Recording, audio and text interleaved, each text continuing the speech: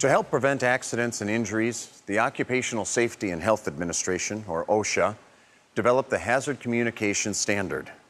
Commonly referred to as HazCom, or the Right to Know law, this regulation gives you the right to know which chemicals are being used in your workplace and the possible dangers you are being exposed to.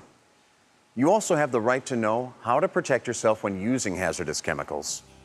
As part of the Hazard Communication Standard, your employer is required to provide you with the knowledge and training necessary for you to do your job safely. While OSHA maintained the framework of its traditional HazCom standard, it adopted the GHS hazard definitions and safety data sheet and labeling formats. GHS mandates a consistency in format and information for every hazardous chemical, and is a worldwide standard for the countries that choose to use them. A hazardous chemical is any chemical which is classified as a physical hazard or a health hazard, a simple asphyxiant, combustible dust, pyrophoric gas, or hazard not otherwise classified. Physical hazards are those chemicals which can cause a fire, explosion, or some other violent reaction when they come in contact with air, water, or other chemicals. Chemicals that threaten people's health are called health hazards. By entering the body in one of three ways, inhalation, skin contact, or ingestion, these chemicals can cause both short-term or acute health problems and long-term or chronic health problems. OSHA considers a health hazard to be any chemical which is toxic, is corrosive to the skin or eyes, is a respiratory sensitizer that may cause cancer, birth defects, or reproductive issues, which attack specific organs in the body, or which are harmful or deadly when inhaled. You've probably figured out that working with chemicals without a proper understanding of them can be quite dangerous. So, the HazCom standard mandates that your employer complies with 5 regulatory requirements. 1. Create an inventory of all hazardous chemicals at the workplace. 2. Ensure each chemical has a GHS-style safety data sheet, or SDS, that is easily accessible to all employees who work with that chemical. 3. Ensure each chemical container is properly labeled with a GHS-style approved label or an OSHA-approved workplace label. 4. Create and implement an employee HazCom training program. And 5. Develop a written program that describes how the HazCom program has been implemented. You have the right to know about each of these 5 requirements, because if they aren't followed, you aren't protected.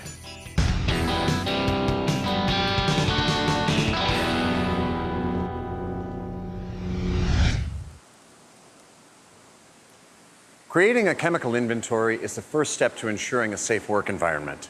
When a chemical arrives at your workplace, the hazard information is passed along with it so it can be added to your company's chemical inventory, creating a list of vital information. OSHA requires that each company keep a complete and up-to-date inventory of all its hazardous chemicals. This list not only identifies all the hazardous chemicals on site, it is used to make sure each chemical is accounted for, is properly labeled, and has an up-to-date SDS. This includes chemicals used off-site as well.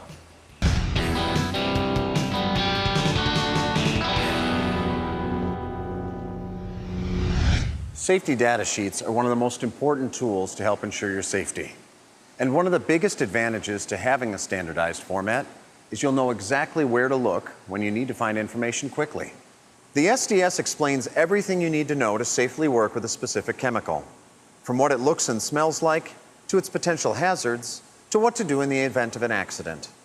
To be compliant with GHS, all safety data sheets must have the GHS-specified 16-section format and include certain types of information in each section.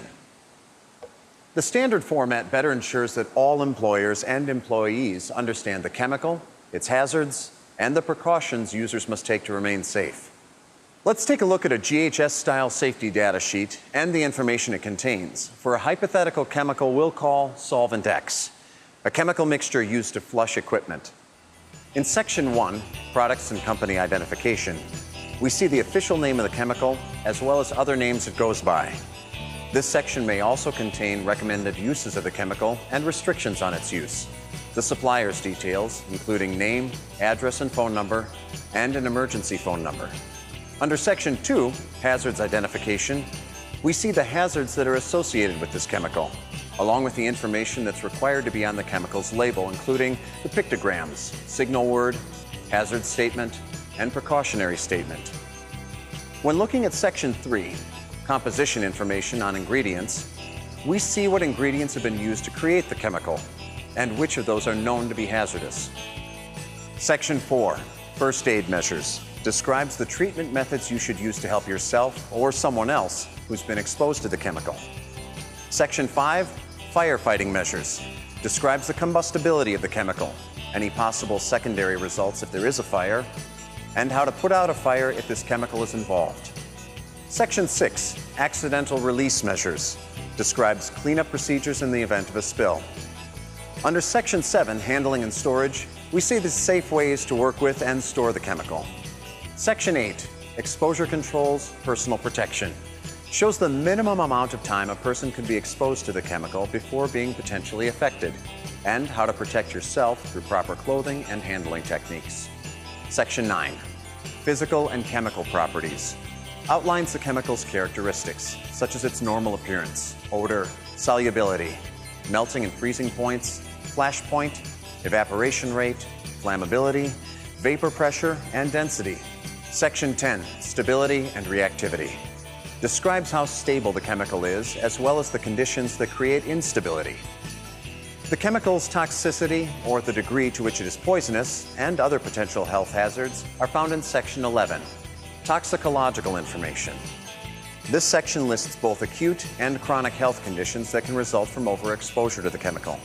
Section 12, ecological information, describes how the chemical interacts with the environment, including how long it will last, how it spreads, and any other pertinent information.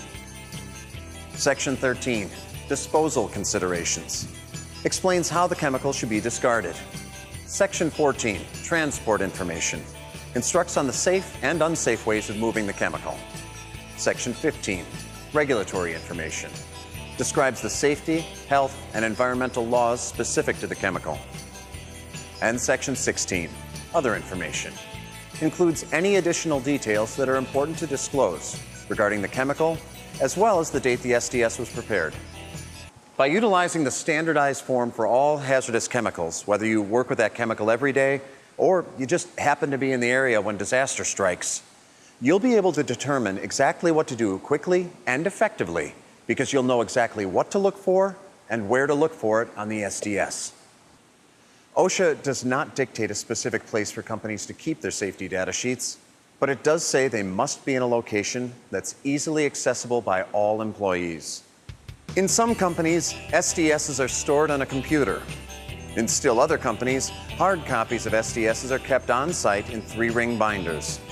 Whatever the method used, your employer is required to make sure you can get the critical SDS information you need quickly, clearly, and easily. Safety data sheets truly are a wealth of information. It's vitally important that you know where to find them for every chemical you work with, and take the time to read and understand each one thoroughly. If a chemical emergency occurs, that should not be the first time you're reading the SDS.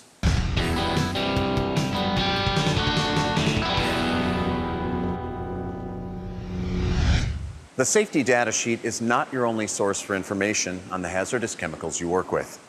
Each hazardous chemical container must also be labeled with both the chemical name and other vital quick reference information. The HazCom standard requires that there be 6 GHS compliant label elements: product identifier or ingredient disclosure, signal word, hazard statement, pictograms, precautionary statement, and supplier identification. Let's take a closer look at these elements. The product identifier or ingredient disclosure describes just that: the name of the chemical or a brand name, or the hazardous ingredients the chemical contains, or both. The signal word, if required, discloses the relative level of hazard severity. Danger is used for more severe hazards, and warning is used for less severe hazards. The hazard statement describes the type, nature, and degree of the hazards associated with the chemical. The pictogram is always a black symbol shown on a white background and surrounded by a red diamond-shaped border. These images are used to depict all the physical, health, or environmental hazards caused by a particular chemical. All of the hazards that apply to that specific chemical will be shown. In all, there are 9 pictogram symbols. oxidizers, flammables, explosives, acute toxicity, corrosives, gases under pressure, health hazards, environmental hazards, and health, irritant, or other harmful effects. The precautionary statement describes actions that should be taken to prevent or minimize the negative effects that could result from exposure to the chemical or from its improper storage or handling. And the supplier identification includes the name and contact information of the supplier, manufacturer, or importer of the product. Your employer can also choose to relabel the chemicals in your workplace with an OSHA-approved label in order to make sure all the chemicals in your company's inventory are labeled consistently and in a way that you and your coworkers can easily understand. Relabeling might happen when a large quantity of a chemical is broken down into smaller ones and then distributed to different work areas within your company.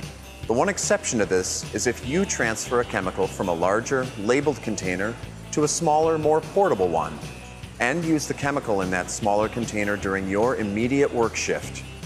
But the only person who is allowed to use the smaller container is you, the person who did the transfer. So while SDSs are a complete resource for the chemicals you work with, labels are a quick and immediate reference. You should always review a container's label before using the chemical to ensure that it is in fact the chemical you believe it to be. You never know when a container that you think you are familiar with gets changed. The label will tell you for sure.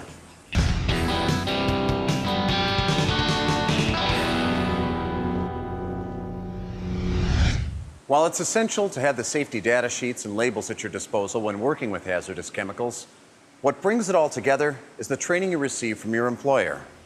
OSHA requires that each person who works with hazardous chemicals be trained on the Hazard Communication Standard. This includes being trained on hazardous chemical container labeling, safety data sheets, and the chemical inventory. Additionally, your employer must provide you with specialized training for the specific chemicals you use in your job. Knowledge is the best defense against the hazards you face in your job. By actively participating in these opportunities, you'll be ready for almost any threat that comes your way.